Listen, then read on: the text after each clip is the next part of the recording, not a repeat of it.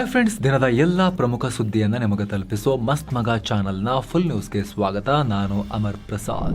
ಜಿರಳೆ ಪ್ರತಿಭಟನೆ, ದಿಲ್ಲಿ ಗದ್ದಲದ ನಂತರ ಪಿಎಂ ನರೇಂದ್ರ ಮೋದಿ ಈಗ ದೇಶದ ಯುವ ಜನತೆಗೆ ಹೊಸ ಕರೆ ಕೊಟ್ಟಿದ್ದಾರೆ. ಇನ್ನೊಂದು ಕಡೆ ರಾಷ್ಟ್ರೀಯ ಭದ್ರತಾ ಸಲಹೆಗಾರ ಆಗಿರೋ ಅಜಿತ್ ದೋವಲ್ ಅವರು ಕೂಡ ಸ್ವಾತಂತ್ರ್ಯ ಅಂದ್ರೆ ಬೇಕಾಬಿಟ್ಟಿ ಆಡೋದಲ್ಲ, ಇಷ್ಟ ಬಂದಂಗೆ ಆಡೋದಲ್ಲ ಅಂತ ಅಸಮಾಧಾನ ಹೊರ ಹಾಕಿದ್ದಾರೆ. ಅತ್ತ ಅನಿವಾರ್ಯ ಬಂದ್ರೆ ಕಾವೇರಿ ನೀರನ್ನ ತಮಿಳುನಾಡಿಗೆ ನಾವು ಬಿಡಬೇಕಾಗುತ್ತೆ ಅಂತ ಸಿಎಂ ಡಿ ಕೆ ಶಿವಕುಮಾರ್ ಕೂಡ ಹೇಳಿದ್ದಾರೆ. ಅತ್ತ ಮೋದಿ ಅವರ ಮನೆಗೆ ನಾನು ಮಾರ್ಚ್ ಹೋಗ್ತೀನಿ ಅಂತ ಅರವಿಂದ ಕೇಜ್ರಿವಾಲ್ ಘೋಷಣೆ ಮಾಡಿದ್ದಾರೆ.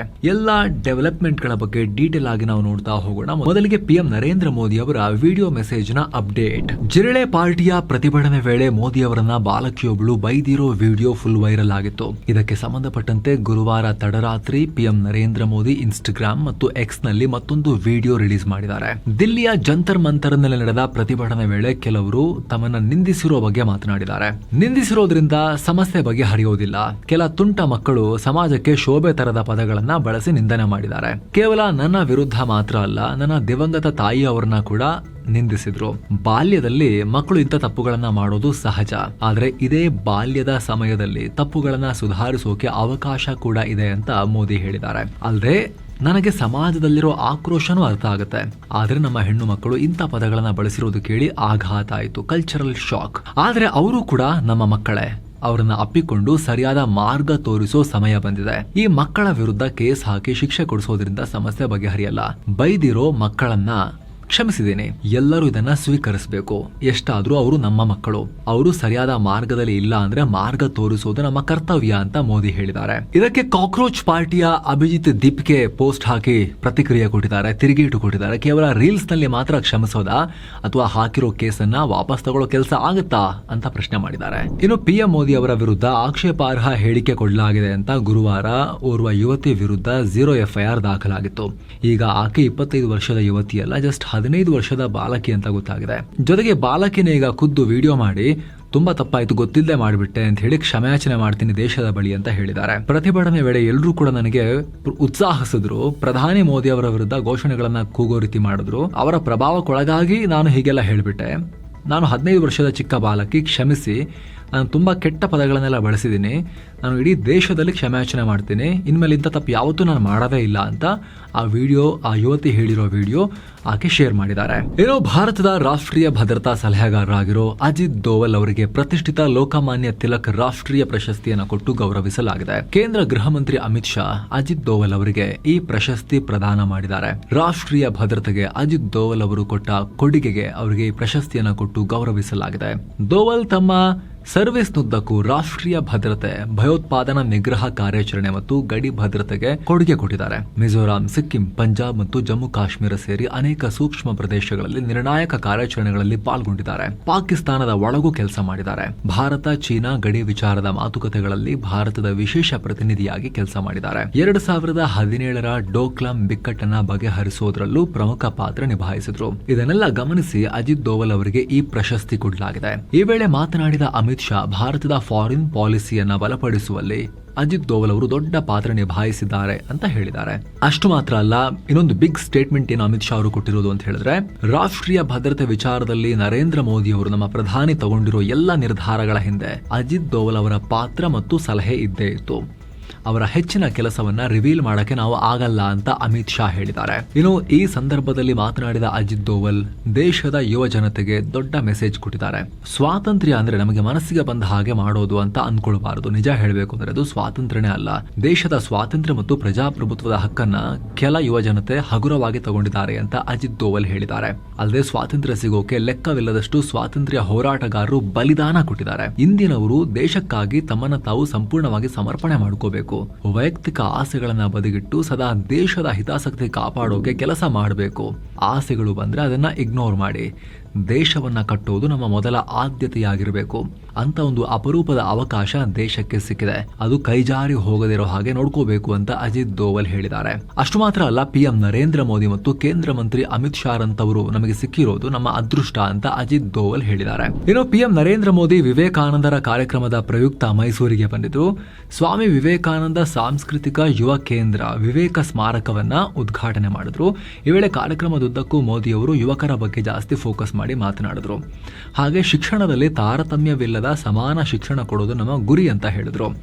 ಜೊತೆಗೆ ಇಂದಿನ ಯುವಜನತೆಯಲ್ಲಿ ನೇಷನ್ ಫಸ್ಟ್ ಭಾವನೆ ಮೂಡಿಸಬೇಕು, ಇಂಟ್ರೆಸ್ಟ್ ಆಫ್ ದಿ ಸೊಸೈಟಿಯನ್ನ ಫಸ್ಟ್ ಇಡೋದ್ರ ಕಡೆಗೆ ನಾವು ಫೋಕಸ್ ಮಾಡಬೇಕು, ಭಾರತ ಮಾತೆಗೋಸ್ಕರ ಜೀವನವನ್ನು ಮುಡಿಪಾಗಿಡೋ ಮಿಷನ್ ಮೋಡ್ನಲ್ಲಿ ಕೆಲಸ ಮಾಡೋ ರೀತಿ ಮನೋಭಾವನೆ ಯುವಕರಲ್ಲಿ ಬೆಳೆಸಬೇಕು ಅಂತ ಹೇಳಿದ್ರು. ಇದೇ ವೇಳೆ ಮೈಸೂರಿನ ಸಾಂಸ್ಕೃತಿಕ ಪರಂಪರೆಯನ್ನ ಮೋದಿ ಹೊಗಳಿದ್ರು. ಮೈಸೂರು ದಸರಾ, ಅರಮನೆ, ಇಲ್ಲಿನ ಸಂಗೀತ ಹಾಗೂ ಕಲೆ ಭಾರತದ ಹೆಮ್ಮೆಯ ಪರಂಪರೆಯ ಪ್ರತೀಕ ಅಂತ ಪಿಎಂ ಹೇಳಿದ್ರು. ಇದೇ ಕಾರ್ಯಕ್ರಮದಲ್ಲಿ ಮಾತನಾಡಿರೋ ಸಿಎಂ ಡಿಕೆಶಿ ಕರ್ನಾಟಕಕ್ಕೆ ಸಹಾಯ ಮಾಡಿ ನಮ್ಮನ್ನ ಕಾಪಾಡಿ ಅಂತ ಪಿಎಂ ಮೋದಿಗೆ ಮನವಿ ಮಾಡಿದ್ದಾರೆ. ರಾಜ್ಯದ ಬೆಳವಣಿಗೆಗೂ ದೇಶದ ಅಭಿವೃದ್ಧಿಗೂ ಬಹಳ ಹತ್ತಿರದ ಲಿಂಕ್ ಇದೆ ಅಂತ ಅವರು ಹೇಳಿದ್ದಾರೆ. ಮೈಸೂರಿಗೆ ಭೇಟಿ ನೀಡೋಕ್ಕೂ ಮುನ್ನ ಪಿಎಂ ಮೋದಿ ಆಂಧ್ರದಲ್ಲಿ 18,000 ಕೋಟಿ ರೂಪಾಯಿ ಮೌಲ್ಯದ ಯೋಜನೆಗಳಿಗೆ ಚಾಲನೆ ಕೊಟ್ಟರು. ಹಾಗೆ ಭೋಗಪುರಂನಲ್ಲಿ ಅಲ್ಲೂರಿ ಸೀತಾರಾಮರಾಜು ಇಂಟರ್ನ್ಯಾಷನಲ್ ಏರ್ಪೋರ್ಟ್ ಉದ್ಘಾಟನೆ ಮಾಡಿದ್ರು. ಪಾಕ್ ಆಕ್ರಮಿತ ಕಾಶ್ಮೀರದಲ್ಲಿ ಪಾಕ್ ಸೇನೆ ಮತ್ತು ಪೊಲೀಸರು ನಡೆಸ್ತಾ ಇರೋ ದೌರ್ಜನ್ಯದ ವಿರುದ್ಧ ಭಾರತ ತೀವ್ರ ಆಕ್ರೋಶ ಹೊರಹಾಕಿದೆ. ಈ ಬಗ್ಗೆ ಸ್ವತಂತ್ರ ತನಿಖೆ ಆಗಬೇಕು, ಪಾಕಿಸ್ತಾನವನ್ನ ಹೊಣೆ ಮಾಡಬೇಕು ಅಂತ ಭಾರತ ಒತ್ತಾಯಿಸಿದೆ. ಪಾಕಿಸ್ತಾನದ ಈ ಕ್ರೂರ ನಡೆಗೆ ಬರೋಬ್ಬರಿ 40ಕ್ಕೂ ಅಧಿಕ ಜನ ಪ್ರಾಣ ಕಳ್ಕೊಂಡಿದ್ದಾರೆ, 100 ಜನ ಗಾಯಗೊಂಡಿದ್ದಾರೆ. ಪಿಒಕೆ ಜನರ ಮೇಲೆ ಪಾಕ್ ಸರ್ಕಾರಕ್ಕೆ ಇರೋ ತಿರಸ್ಕಾರ ಇದರಿಂದ ಸ್ಪಷ್ಟವಾಗ್ತಾ ಇದೆ ಅಂತ ಭಾರತದ ವಿದೇಶಾಂಗ ಇಲಾಖೆ ಹೇಳಿದೆ. ಆದರೆ ಪಾಕ್ ಸೇನೆ ತನ್ನ ನಡೆಯನ್ನ ಸಮರ್ಥಿಸಿಕೊಂಡಿದೆ. ಪಾಕ್ನ ಇಂಟರ್ ಸರ್ವಿಸಸ್ ಪಬ್ಲಿಕ್ ರಿಲೇಷನ್ಸ್ನ ಡೈರೆಕ್ಟರ್ ಜನರಲ್ ಅಹಮದ್ ಶರೀಫ್ ಚೌಧರಿ ಸೇನೆ ಸಂಯಮ ವಹಿಸಿದೆ ಅಂತ ಹೇಳಿದ್ದಾರೆ. ಹಾಗೆ ಭಾರತವೇ ಈ ಜನರನ್ನ ಪ್ರಚೋದಿಸ್ತಾ ಇದೆ, ಹಿಂಸಾಚಾರಕ್ಕೂ ನಮಗೂ ಸಂಬಂಧ ಇಲ್ಲ, ಅದು ಸ್ಥಳೀಯ ಪೊಲೀಸರ ಕೆಲಸ, ಅಲ್ಲಿ ಯಾರೂ ಕೂಡ ಮೃತಪಟ್ಟಿಲ್ಲ ಅಂತ ನಾಚಿಕೆಯಲ್ಲೇ ಮಾತನಾಡಿದ್ದಾನೆ ಈ ಅಹಮದ್ ಚೌಧರಿ. ಆದರೆ ಪಿಒಕೆ ಪರಿಸ್ಥಿತಿ ಬಗ್ಗೆ ಪಾಕ್ನ ಜಮಿಯತ್ ಉಲೇಮಾ ಎ ಇಸ್ಲಾಂ ಮುಖ್ಯಸ್ಥ ಫಜಲುರ್ ರೆಹಮಾನ್ ಮತ್ತೆ ಎಚ್ಚರಿಕೆ ಕೊಟ್ಟಿದ್ದಾರೆ.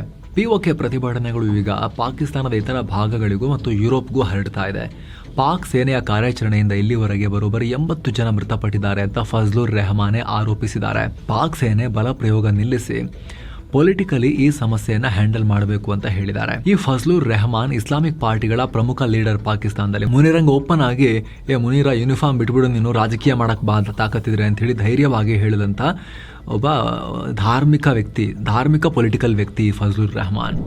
ಜಮ್ಮು ಕಾಶ್ಮೀರದ ಕುಲ್ಗಾಮ್ನಲ್ಲಿ ಉಗ್ರ ದಾಳಿ ಕುರಿತು ಸ್ಫೋಟಕ ಮಾಹಿತಿ ಹೊರಬಿದ್ದಿದೆ. ಉಗ್ರರು 2 ವಲಸೆ ಕಾರ್ಮಿಕರ ಜಾತಿ ಮತ್ತು ಧರ್ಮ ಕೇಳಿಕೊಂಡು ಆಮೇಲೆ ಹತ್ಯೆ ಮಾಡಿದ್ದಾರೆ. Again Pahalgam model. ಕುಟುಂಬಸ್ಥರು ಗಂಭೀರ ಆರೋಪ ಮಾಡಿದ್ದಾರೆ. ಉಗ್ರರಿಗೆ ಬಲಿಯಾದವರನ್ನ ಛತ್ತೀಸ್ಗಢದ 24 ವರ್ಷದ ದೀಪಕ್ ಮತ್ತು 28 ವರ್ಷದ ಭೂಪೇಂದ್ರ ಅಂತ ಗುರುತಿಸಲಾಗಿದೆ. ಈ ದಾಳಿಯನ್ನ ನಾವೇ ಮಾಡಿದ್ದು ಅಂತ ಲಷ್ಕರ್ ಪ್ರಾಕ್ಸಿ TRF ಉಗ್ರ ಸಂಘಟನೆ ಹೇಳಿಕೊಂಡಿದೆ. ಇನ್ನೊಂದು ಕಡೆ ನ್ಯಾಷನಲ್ ಕಾನ್ಫರೆನ್ಸ್ ಅಧ್ಯಕ್ಷ ಫಾರೂಕ್ ಅಬ್ದುಲ್ಲಾ ಗಂಭೀರ ಆರೋಪ ಮಾಡಿದ್ದಾರೆ. ನಾವು ರಾಜ್ಯ ಸ್ಥಾನಮಾನಕ್ಕಾಗಿ ಧ್ವನಿ ಎತ್ತದಾಗಲೆಲ್ಲ ಇಂಥ ಘಟನೆಗಳು ಯಾಕೆ ನಡೀತಿವೆ ಗೊತ್ತಾಗ್ತಿಲ್ಲ ಅಂತ ಫಾರೂಕ್ ಅಬ್ದುಲ್ಲಾ ಹೇಳಿದ್ದಾರೆ.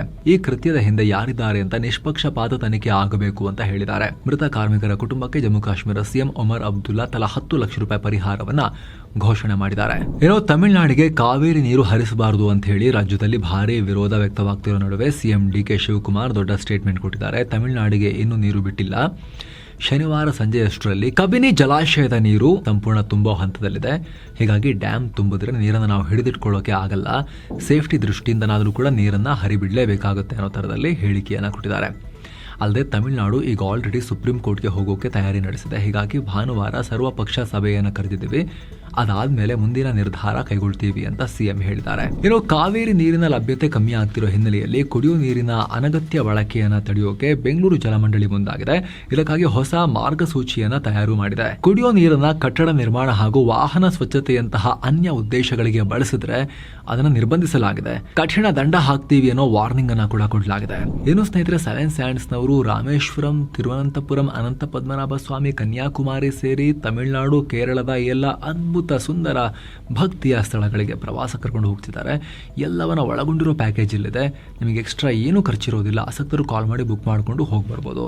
ಕನ್ನಡ ಟೂರ್ ಮ್ಯಾನೇಜರ್ ಕರ್ಕೊಂಡು ಹೋಗಿ ವಾಪಸ್ ಕರ್ಕೊಂಡ್ಬಂದು ತಲುಪಿಸ್ತಾರೆ. ಏನು ದೇಶದ ಹಲವು ಕಡೆ ಭಾರಿ ಮಳೆಯಿಂದಾಗಿ ದೊಡ್ಡ ಅವಾಂತರ ಆಗಿದೆ. ಕೇರಳದ ಇಡುಕ್ಕಿ ಮತ್ತು ಕೊಟ್ಟಾಯಂ ಜಿಲ್ಲೆಗಳಲ್ಲಿ ಭಾರಿ ಮಳೆಗೆ ಭೂಕುಸಿತ ಉಂಟಾಗಿ 3 ಪ್ರಾಣ ಕಳ್ಕೊಂಡಿದ್ದಾರೆ. ನದಿಗಳು ಉಕ್ಕಿ ಹರಿತಾ ಇದ್ದಾವೆ. ಹಲವು ಜಿಲ್ಲೆಗಳಿಗೆ ಮುಂದಿನ 24 ಗಂಟೆ ಹವಾಮಾನ ಇಲಾಖೆ ರೆಡ್ ಅಲರ್ಟ್ ಘೋಷಿಸಿದೆ. ಅತ್ತ ಅಸ್ಸಾಂನಲ್ಲೂ ಪ್ರವಾಹದಿಂದಾಗಿ ಮೃತಪಟ್ಟವರ ಸಂಖ್ಯೆ 82ಕ್ಕೆ ಏರಿಕೆಯಾಗಿದೆ. ಜಮ್ಮು ಕಾಶ್ಮೀರದಲ್ಲಿ ಆನ್ಲೈನ್ ಕ್ಲಾಸ್ಗಳಿಗೆ ಸೂಚಿಸಲಾಗಿದೆ. ಗುಜರಾತ್ನಲ್ಲಿ ನಡೆಯಬೇಕಾಗಿದ್ದ ಪ್ರಮುಖ ಸ್ಪರ್ಧಾತ್ಮಕ ಪರೀಕ್ಷೆಗಳನ್ನು ಮುಂದೂಡಿಕೆ ಮಾಡಲಾಗಿದೆ. ಇನ್ನು ಬಿಹಾರದಲ್ಲಿ ಪಿಎಂ ಮೋದಿ ಅವರಿಗೆ ದೇವಸ್ಥಾನ ಕಟ್ಟೋಕೆ ತಯಾರಿಯಂತೆ. ಬಿಹಾರದ ಟ್ರಾನ್ಸ್ಜೆಂಡರ್ ಬೋರ್ಡ್ ಇದಕ್ಕೆ ಅನುಮೋದನೆ ಕೊಟ್ಟಿದೆ. ಪಿಎಂ ನರೇಂದ್ರ ಮೋದಿ ಅವರು ತೃತೀಯ ಲಿಂಗಿ ಸಮುದಾಯಕ್ಕೆ ಸಾಕಷ್ಟು ಗೌರವ ಮತ್ತು ಹಕ್ಕುಗಳನ್ನು ಕೊಟ್ಟಿದ್ದಾರೆ. ಹಾಗಾಗಿ ದೇವಸ್ಥಾನ ಮಾಡೋಕೆ ಮುಂದಾಗಿದ್ದೀವಿ ಅಂತ ಬೋರ್ಡ್ ಸದಸ್ಯರಾದ ರಂಜನ್ ಸಿಂಗ್ ಹೇಳಿದ್ದಾರೆ. ಹಾಗೆ ನಿರ್ಮಾಣದ ಖರ್ಚನ್ನ ಬಿಹಾರ ಸರ್ಕಾರವೇ ಭರಿಸುತ್ತೆ ಅಂತ ರಂಜನ್ ಸಿಂಗ್ ಹೇಳಿದ್ದಾರೆ. ನಿರ್ಮಾಣ ಖರ್ಚನ್ನ ಬಿಹಾರ ಸರ್ಕಾರ ಭರಿಸುತ್ತಂತ ಹೇಳಿ ಏನಾಗಿದೆ ಇವರಿಗೆ? ಯಾರಾದರೂ ಕೂಡ ಒಬ್ಬ ಅಧಿಕಾರದಲ್ಲಿರೋ ಪ್ರಧಾನಮಂತ್ರಿ ಹೆಸರಲ್ಲಿ ದೇವಸ್ಥಾನ ಮಾಡ್ತಾರ? ಅಟ್ಲೀಸ್ಟ್ ಪ್ರಧಾನಮಂತ್ರಿಗಳಾದರೂ ಕೂಡ ಇದ್ರ ಬಗ್ಗೆ ಸ್ವಲ್ಪ ಸುಮ್ಮನಿರಯ್ಯ ಅಂತ ಹೇಳಬೇಕು ಸರ್ಕಾರನಾದರೂ ಕೂಡ. ಇಲ್ಲ ನಗೆಪಾಟ್ಲಿಗೀಡಾಗ್ತೀರಾ ನೀವು. ಏನೋ ದೇಶದ 31 ಮುಖ್ಯಮಂತ್ರಿಗಳಲ್ಲಿ 14 ಸಿಎಂಗಳ ವಿರುದ್ಧ ಕ್ರಿಮಿನಲ್ ಪ್ರಕರಣಗಳಿವೆ ಅಂತ association for democratic reforms data ಕೊಟ್ಟಿದೆ. ಈ ಪಟ್ಟಿಯಲ್ಲಿ ತೆಲಂಗಾಣ ಮುಖ್ಯಮಂತ್ರಿ ರೇವಂತ್ ರೆಡ್ಡಿ 89 ಕೇಸಸ್ ಒಂದಿಗೆ ಮೊದಲ ಸ್ಥಾನದಲ್ಲಿದ್ದರೆ 29 ಕೇಸ್ಗಳೊಂದಿಗೆ ಬಂಗಾಳ ಸಿಎಂ ಸುವೇಂದು ಅಧಿಕಾರಿ 2ನೇ ಸ್ಥಾನದಲ್ಲಿದ್ದಾರೆ. ಇನ್ನು ಕರ್ನಾಟಕ ಮುಖ್ಯಮಂತ್ರಿ ಡಿ ಕೆ ಶಿವಕುಮಾರ್ ವಿರುದ್ಧ ಒಟ್ಟು 19 ಪ್ರಕರಣಗಳಿದ್ದಾವೆ. ಪಟ್ಟಿಯಲ್ಲಿ ಕೊನೆಯ ಸ್ಥಾನದಲ್ಲಿರೋ ಪಂಜಾಬ್ ಸಿಎಂ ಭಗವಂತ್ ಮಾನ್, ಸಿಕ್ಕಿಂನ PS ತಮಾಂಗ್, ಒಡಿಶಾದ ಮೋಹನ್ ಚರಣ್ ಮಾಜಿ ಮತ್ತು ರಾಜಸ್ಥಾನದ ಭಜನ್ ಲಾಲ್ ಶರ್ಮಾ ಅದ್ರ ಮೇಲೆ ಒಂದೊಂದು ಕೇಸ್ ಇದೆ. ಏನೋ ಕರ್ನಾಟಕ ಲೋಕಸೇವಾ ಆಯೋಗ ಗುಡ್ ನ್ಯೂಸ್ ಕೊಟ್ಟಿದೆ. 2026-27ನೇ ವರ್ಷದ ಗೆಜೆಟೆಡ್ ಪ್ರೊಬೇಷನರಿ ಗ್ರೂಪ್ ಎ ಮತ್ತು ಗ್ರೂಪ್ ಬಿ ಒಟ್ಟು 319 ಹುದ್ದೆಗಳ ಭರ್ತಿಗೆ ಸಂಬಂಧಪಟ್ಟಂತೆ ಅಧಿಕೃತ ನೇಮಕಾತಿ ಅಧಿಸೂಚನೆಯನ್ನು ಪ್ರಕಟ ಮಾಡಿದೆ. ಇದರ ಪ್ರಕಾರ ಗ್ರೂಪ್ ಎ ವಿಭಾಗದಲ್ಲಿ 117 ಹುದ್ದೆಗಳಿದ್ರೆ, ಗ್ರೂಪ್ ಬಿ ವಿಭಾಗದಲ್ಲಿ 202 ಹುದ್ದೆಗಳಿವೆ. ಇದರಲ್ಲಿ 297 ಪೋಸ್ಟ್ ಮೂಲ ವೃಂದ ಹಾಗೂ 22 ಪೋಸ್ಟ್ ಹೈದರಾಬಾದ್ ಕರ್ನಾಟಕಕ್ಕೆ ಸೇರಿವೆ. ಅರ್ಹ ಅಭ್ಯರ್ಥಿಗಳು ಆಗಸ್ಟ್ 1ರಿಂದ 31ರವರೆಗೆ ಆನ್ಲೈನ್ ಮೂಲಕ ಅರ್ಜಿ ಹಾಕಬಹುದು. ಪೂರ್ವಭಾವಿ ಪರೀಕ್ಷೆಯನ್ನು ನವೆಂಬರ್ 15ನೇ ತಾರೀಕು ನಡೆಸೋಕೆ ತಾತ್ಕಾಲಿಕವಾಗಿ ಡೇಟ್ ಫಿಕ್ಸ್ ಮಾಡಲಾಗಿದೆ. ಹಾಗೆ ಮೇನ್ ಎಕ್ಸಾಮ್ 2027ರ ಫೆಬ್ರವರಿ 12ರಿಂದ 18ರವರೆಗೆ ನಡೆಯುತ್ತೆ. ಏಪ್ರಿಲ್ 27ಕ್ಕೆ ಮೇನ್ಸ್ ಎಕ್ಸಾಮ್ ರಿಸಲ್ಟ್ ಬರುತ್ತೆ. ಆಮೇಲೆ ಮೇ 10ರಿಂದ 31ರವರೆಗೆ ಇಂಟರ್ವ್ಯೂ ನಡೆಯುತ್ತೆ. ಜೂನ್ 5ನೇ ತಾರೀಕು ತಾತ್ಕಾಲಿಕ ಆಯ್ಕೆ ಪಟ್ಟಿ ರಿಲೀಸ್ ಆಗುತ್ತೆ. ಏನೋ ಕರ್ನಾಟಕದಲ್ಲಿ ಆಗಸ್ಟ್ 7ನೇ ತಾರೀಕು ಪೊಲೀಸ್ ಕಾನ್ಸ್ಟೇಬಲ್ ಪರೀಕ್ಷೆ ನಡೆಯುತ್ತೆ. ಕುರಿತು ಕೆಲ ಗೊಂದಲಗಳಿಗೆ ಗೃಹ ಮಂತ್ರಿ ಪ್ರಿಯಾಂಕ್ ಖರ್ಗೆ ಕ್ಲಾರಿಫಿಕೇಶನ್ ಕೊಟ್ಟಿದ್ದಾರೆ. ಪೊಲೀಸ್ ಕಾನ್ಸ್ಟೇಬಲ್ ಲಿಖಿತ ಪರೀಕ್ಷೆಯಲ್ಲಿ ಹಿಜಾಬ್ ಧರಿಸುವ ಹಾಗಿಲ್ಲ. ಎಕ್ಸಾಮ್ ವೇಳೆ ಯಾವ ಉಡುಪು ಹಾಕಬಹುದು, ಯಾವುದು ಹಾಕಬಾರದು ಅಂತ ಪ್ರವೇಶ ಪತ್ರದಲ್ಲಿ ಮೆನ್ಷನ್ ಮಾಡಿರ್ತೀವಿ. ಯಾವುದೇ ರೀತಿಯ ಎಲೆಕ್ಟ್ರಾನಿಕ್ ಐಟಮ್ಸ್ಗೂ ಅನುಮತಿ ಇಲ್ಲ. ಎಕ್ಸಾಮ್ ರೂಮ್ನಲ್ಲಿ ನಿಯೋಜಿತ ಸಿಬ್ಬಂದಿ ಕೂಡ ಮೊಬೈಲ್ ಯೂಸ್ ಮಾಡೋ ಹಾಗಿಲ್ಲ ಅಂತ ಪ್ರಿಯಾಂಕ್ ಖರ್ಗೆ ಹೇಳಿದ್ದಾರೆ. ಜನಿವಾರ, ಶಿವದಾರ, ಉಡುದಾರ, ಮಾಂಗಲ್ಯ ಸರ, ಕುಂಕುಮ, ಮೂಗುತಿ, ಉಂಗುರ, ತಾಯ್ತ ಎಲ್ಲದಕ್ಕೂ ಅನುಮತಿ ಇದೆ ಅಂತ ಪ್ರಿಯಾಂಕ್ ಖರ್ಗೆ ಹೇಳಿದ್ದಾರೆ. ಇನ್ನು ವಿಧಾನ ಪರಿಷತ್ ಉಪಸಭಾಪತಿ MK ಪ್ರಾಣೇಶ್ ತಮ್ಮ ಸಭಾಪತಿ ಸ್ಥಾನಕ್ಕೆ ಪರಿಷತ್ ಸದಸ್ಯ ಸ್ಥಾನಕ್ಕೆ ರಾಜೀನಾಮೆ ಕೊಟ್ಟಿದ್ದಾರೆ. 2021ರಲ್ಲಿ ಚಿಕ್ಕಮಗಳೂರು ಕ್ಷೇತ್ರದಿಂದ ವಿಧಾನ ಪರಿಷತ್ಗೆ ಆಯ್ಕೆಯಾಗಿದ್ದರು. ಪರಾಜಿತ ಕಾಂಗ್ರೆಸ್ ಅಭ್ಯರ್ಥಿ ಗಾಯತ್ರಿ ಶಾಂತೇಗೌಡ ಪ್ರಾಣೇಶ್ ಅವರ ಆಯ್ಕೆಯನ್ನು ಪ್ರಶ್ನಿಸಿ ಕೋರ್ಟ್ಗೆ ಹೋಗಿದ್ರು. ಪ್ರಾಣೇಶ್ ಅವರ ಆಯ್ಕೆಯನ್ನು ಹೈಕೋರ್ಟ್ ಅಸಿಂಧು ಮಾಡಿತ್ತು. ಮರುಮತ ಎಣಿಕೆ ಕೂಡ ನಡೆಸಲಾಗಿತ್ತು. ಅಲ್ಲಿ ಗಾಯತ್ರಿ ಶಾಂತೇಗೌಡ 9 ಮತಗಳ ಅಂತರದಿಂದ ಗೆದ್ದಿದ್ರು. ಹೀಗಾಗಿ ಪ್ರಾಣೇಶ್ ಈಗ ರಾಜೀನಾಮೆ ಕೊಟ್ಟಿದ್ದಾರೆ. ಏನೋ ಕೊಲೆ ಕೇಸಲ್ಲಿ ಜಾಮೀನ್ ಮೇಲೆ ಹೊರಬರುತ್ತಿದ್ದ ಹಾಗೆ ಮಾಜಿ ಸಚಿವ ವಿನಯ್ ಕುಲಕರ್ಣಿ ತಮ್ಮ ಫ್ಯಾಮಿಲಿಯೊಂದಿಗೆ ಸಿಎಂ ರನ್ನ ಮೀಟ್ ಮಾಡಿದ್ದಾರೆ. ಬಳಿಕ ಮಾತನಾಡಿದ ವಿನಯ್ ಕುಲಕರ್ಣಿ, ನ್ಯಾಯಾಲಯಕ್ಕೆ ಹಾಗೂ ನನ್ನ ಜಯಕ್ಕಾಗಿ ಶ್ರಮಿಸಿದ ಕ್ಷೇತ್ರದ ಜನತೆಗೆ ಧನ್ಯವಾದ ಅಂತ ಹೇಳಿದ್ದಾರೆ.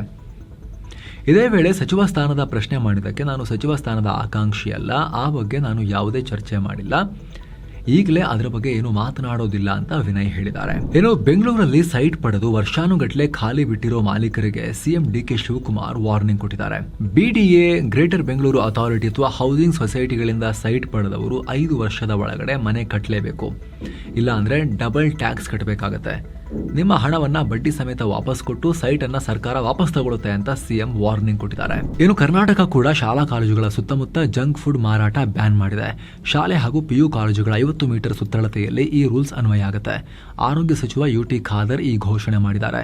ಶೈಕ್ಷಣಿಕ ಸಂಸ್ಥೆಗಳ ಕ್ಯಾಂಟೀನ್ಗಳಿಗೂ ಈ ರೂಲ್ಸ್ ಅನ್ವಯ ಅಂತ ಸಚಿವರು ಹೇಳಿದ್ದಾರೆ. ಏನೋ ವಿಶ್ವಸಂಸ್ಥೆ ಮತ್ತು ವರ್ಲ್ಡ್ ಮೆಟ್ರಲಾಜಿಕಲ್ ಆರ್ಗನೈಸೇಷನ್ ಜಗತ್ತಿಗೆ ದೊಡ್ಡ ವಾರ್ನಿಂಗ್ ಕೊಟ್ಟಿದೆ. ಎಲ್ ನಿನ್ಯೋ ಎಫೆಕ್ಟ್ನಿಂದ ಗ್ಲೋಬಲ್ ಟೆಂಪರೇಚರ್ ಭಾರಿ ಏರಿಕೆಯಾಗಲಿದ್ದು ಎಲ್ಲ ರಾಷ್ಟ್ರಗಳು ರೆಡಿಯಾಗಿರಿ ಅಂತ ಎಚ್ಚರಿಸಿವೆ. ಪೆಸಿಫಿಕ್ ಮಹಾಸಾಗರದಲ್ಲಿ ಉಷ್ಣಾಂಶ ಅಸಹಜವಾಗಿ ಹೆಚ್ಚಾಗ್ತಿರೋದ್ರಿಂದ ಆಗಸ್ಟ್ನಿಂದ ಅಕ್ಟೋಬರ್ ಟೈಮ್ನಲ್ಲಿ ಇದರ ಪ್ರಭಾವ ಜಾಸ್ತಿ ಆಗುತ್ತೆ. ಮಳೆ ಪ್ರಮಾಣದಲ್ಲಿ ದೊಡ್ಡ ಚೇಂಜಸ್ ಆಗುತ್ತೆ. ಎಲ್ಲ ಸರ್ಕಾರ, ಕೃಷಿ ಮತ್ತು ಹೆಲ್ತ್ ಸೆಕ್ಟರ್ಗಳು ಈಗಲೇ ಎಚ್ಚೆತ್ತುಕೊಂಡು ಅಪಾಯವನ್ನು ಫೇಸ್ ಮಾಡೋಕೆ ರೆಡಿ ಮಾಡ್ಕೊಳ್ಳಿ ಅಂತ WHO ಹೇಳಿದೆ. ಇತ್ತ ಭಾರತದಲ್ಲೂ ಆಗಸ್ಟ್ ತಿಂಗಳಲ್ಲಿ ಮಾಮೂಲಿಗಿಂತ ಕಮ್ಮಿ ಮಳೆಯಾಗುತ್ತೆ, 6% ಕಮ್ಮಿ ಮಳೆ ಇರುತ್ತೆ ಅಂತೇಳಿ ಭಾರತದ IMD ಕೂಡ ಮುನ್ಸೂಚನೆ ಕೊಟ್ಟಿದೆ. ಆಗಸ್ಟ್ ಸೆಪ್ಟೆಂಬರ್ ಟೈಮ್ನಲ್ಲೂ ಕೂಡ ಈ ಪ್ರಾಬ್ಲಮ್ ಕಂಟಿನ್ಯೂ ಆಗುತ್ತೆ ಅಂತ ಹೇಳಿದೆ. ಇದಕ್ಕೆ ಸಂಬಂಧಪಟ್ಟಂತೆ ವಿಶೇಷ ವರದಿಯಲ್ಲಿ ಡೀಟೇಲ್ ಆಗಿ ನಾವು ಮಾಹಿತಿಯನ್ನು ಕೊಟ್ಟಿದ್ದೀವಿ ಸ್ನೇಹಿತರೆ, ನೀವು ಇದನ್ನು ಚೆಕ್ ಮಾಡ್ಬೋದು. ಫುಲ್ ನ್ಯೂಸ್ ಎಂಡಲ್ಲಿ ಅದನ್ನು ನಾವು ಸ್ಕ್ರೀನ್ ಮೇಲೆ ತರ್ತೀವಿ, ನೀವು ಅದಕ್ಕೆ ಜಂಪ್ ಆಗ್ಬೋದು. ಇನ್ನು E20 ಪೆಟ್ರೋಲ್ ಬಗ್ಗೆ ಚರ್ಚೆ ನಡೀತಿರೋ ಟೈಮ್ನಲ್ಲೇ ಕೇಂದ್ರ ಮತ್ತೆ ಎಥೆನಾಲ್ ಬ್ಲೆಂಡಿಂಗ್ ವಿಚಾರದಲ್ಲಿ ಸ್ಟೇಟ್ಮೆಂಟ್ಸ್ ಕೊಟ್ಟಿದೆ. E20 ಇಂದ ಜನರಿಗೆ ಯಾವ ಅನುಕೂಲ ಆಗ್ತಾ ಇದೆ ಅಂತ ಹೇಳಿ ಪರೋಕ್ಷವಾಗಿ ಅಂತ ಹೇಳಿ ಎಕ್ಸ್ಪ್ಲೇನ್ ಮಾಡಿದೆ. ಒಂದು ವೇಳೆ ಪೆಟ್ರೋಲ್ಗೆ ಎಥೆನಾಲ್ ಮಿಕ್ಸ್ ಮಾಡದೇ ಇದ್ದಿದ್ರೆ ಕ್ರೂಡ್ ಆಯಿಲ್ ಬೆಲೆ $120 ದಾಟಿದಾಗ ದಿಲ್ಲಿಯಲ್ಲಿ ಪೆಟ್ರೋಲ್ ಬೆಲೆ $125 ಆಗ್ತಾ ಇತ್ತು. E20 ಇರೋದ್ರಿಂದ ಪ್ರತಿ ಲೀಟರ್ಗೆ $30 ಉಳಿತಾಯ ಆಗಿದೆ ಅಂತ ಪೆಟ್ರೋಲಿಯಂ ಮಿನಿಸ್ಟ್ರಿ ಹೇಳಿದೆ. ಇನ್ನೊಂದು ಕಡೆ E20 ವಿರೋಧಿಸಿ ಪ್ರತಿಭಟನೆಗೆ ಮುಂದಾಗಿದ್ದ ನನ್ನನ್ನು ಪೊಲೀಸರು ಗೃಹ ಬಂಧನದಲ್ಲಿಟ್ಟಿದ್ದಾರೆ ಅಂತ ಸಾಮಾಜಿಕ ಕಾರ್ಯಕರ್ತ ತೆಹಸಿನ್ ಪೂನಾವಾಲಾನವರು ಹೇಳಿದ್ದಾರೆ. ಇದೇ ವಿಚಾರ ಹಿಡ್ಕೊಂಡು ಅರವಿಂದ್ ಕೇಜ್ರಿವಾಲ್ ಆಗಸ್ಟ್ 4ನೇ ತಾರೀಕು PM ಮೋದಿ ಮನೆಗೆ ನಾನು ಮಾರ್ಚ್ ಮಾಡ್ತೀನಿ ಅಂತ ಹೇಳಿದ್ದಾರೆ. ಲಾಠಿಗೆ ಹೆದರದ 100 ಜನರನ್ನ ಮಾತ್ರ ಕರ್ಕೊಂಡು ಹೋಗ್ತೀನಿ. ಹಾಗೆ E20 ವಿರೋಧಿಸಿ ಕಲೆಕ್ಟ್ ಮಾಡಿರೋ 2 ಲಕ್ಷಕ್ಕೂ ಅಧಿಕ ಜನರ ಸಹಿಯನ್ನ PMಗೆ ಕೊಡ್ತೀನಿ ಅಂತ ಕೇಜ್ರಿವಾಲ್ ಹೇಳಿದ್ದಾರೆ. ಅಷ್ಟು ಮಾತ್ರ ಅಲ್ಲ, ಕಸ್ಟಮರ್ಸ್ಗೆ ಪ್ಯೂರ್ ಪೆಟ್ರೋಲ್ ಮತ್ತು E20 ನಡುವೆ ಚಾಯ್ಸ್ ಕೊಡಬೇಕು. ಎರಡನೇದು E20ಗಿಂತ ಪ್ಯೂರ್ ಪೆಟ್ರೋಲ್ ಬೆಲೆ ಕಮ್ಮಿ ಇರಬೇಕು. ಮೂರನೇದಾಗಿ ಪೆಟ್ರೋಲ್ ಬೆಲೆ ಲೀಟರ್ಗೆ 84 ರೂಪೀಸ್ಗಿಂತ ಕಮ್ಮಿ ಇರಬೇಕು ಅಂತ ಕೇಜ್ರಿವಾಲ್ ಡಿಮಾಂಡ್ ಮಾಡಿದ್ದಾರೆ. ಏನು ರಾಷ್ಟ್ರಪತಿ ದ್ರೌಪದಿ ಮುರ್ಮು ಪರೀಕ್ಷಾ ಅಕ್ರಮಗಳ ತಡೆಗೆ ಸಂಬಂಧಪಟ್ಟಂತೆ ಸಾರ್ವಜನಿಕ ಪರೀಕ್ಷೆಗಳ ತಿದ್ದುಪಡಿ ಮಸೂದೆ 2026ಕ್ಕೆ ಅಂಕಿತ ಹಾಕಿದ್ದಾರೆ. ಆದರೆ ಈ ಮಸೂದೆ ಮಂಡನೆ ವೇಳೆ ಯಾವುದೇ ಸೂಕ್ತ ಚರ್ಚೆಗೆ ಅವಕಾಶ ಕೊಡದೆ ಧ್ವನಿ ಮತದ ಮೂಲಕ ಇದನ್ನು ಜಾರಿಗೆ ತರಲಾಗಿದೆ ಅಂತ ವಿಪಕ್ಷಗಳು ತೀವ್ರ ವಿರೋಧ ವ್ಯಕ್ತಪಡಿಸಿವೆ. ಅಂದಹಾಗೆ ಈ ಹೊಸ ಕಾಯ್ದೆಯ ಅಡಿಯಲ್ಲಿ ಪರೀಕ್ಷೆಯಲ್ಲಿ ಅಕ್ರಮ ಎಸಗೋರಿಗೆ 10 ವರ್ಷದವರೆಗೆ ಜೈಲು ಹಾಗೂ 50 ಲಕ್ಷ ರೂಪಾಯಿ ದಂಡ ಹಾಕಲಾಗುತ್ತೆ.